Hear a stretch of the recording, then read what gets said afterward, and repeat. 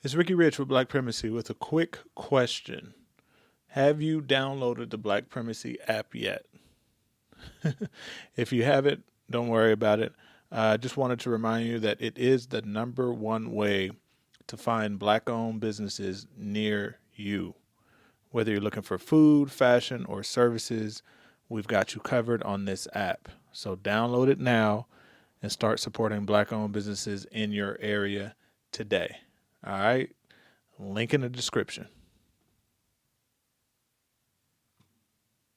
New details now on a deadly shooting of a 17-year-old at Starlight Park in the Bronx. Police say the violence stemmed from an innocent water gun fight. But when the victim told the gunman to stop spraying him with water, that gunman allegedly pulled out a real gun and opened fire.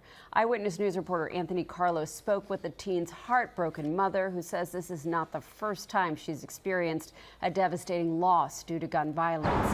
Anthony's live in Soundview with more. Anthony. Lauren, it's not often that you meet a mother who's lost both sons to gun violence. That, unfortunately, is the case here. Many times we speak with a family after they've lost a loved one to gun violence, and they don't have the strength nor the words to explain that loss. But this woman's words were striking. She said, "I've been down this road before." It's what summer should sound like in the Bronx. But as many parents gleefully walk their child home from graduation, there are some who can't. Kelly Lewis is on her way to make funeral arrangements for her son. He didn't have no problems with nobody. He was a quiet child. He didn't really go outside.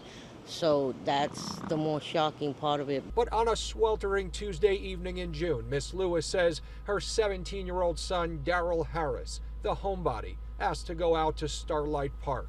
She didn't think anything of it. He told me he was going to the park because his friend was having a water gun fight.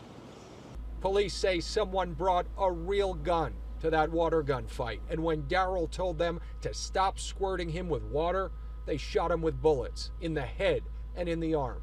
It happened just after 8 o'clock, and shortly after, Daryl called his mom. He said, "I'll be home at 9 o'clock. I said, "All right, make sure it's 9 o'clock. And that was the last words you said? Yes. They say a parent should never have to bury their child. Miss Lewis has had to bury 2. Her oldest son, Jamal Hunter, was killed in a shooting in the Bronx in 2021. Miss Lewis might seem strong, but she's also numb. I have to make sure my other children are well, and I have to make sure that I take care of what I need to take care of for my child that I lost yesterday. So I really don't have time to be all torn up and broken down, because that's not going to get my family what we need to get done right now. Living in this city has only taken from her and her family, as police now try to find her youngest son's killer. It is kind of rough. They lost one sibling, now they just lost another one. So it takes a toll on the whole family, and that's what these kids don't realize when they pick up these weapons.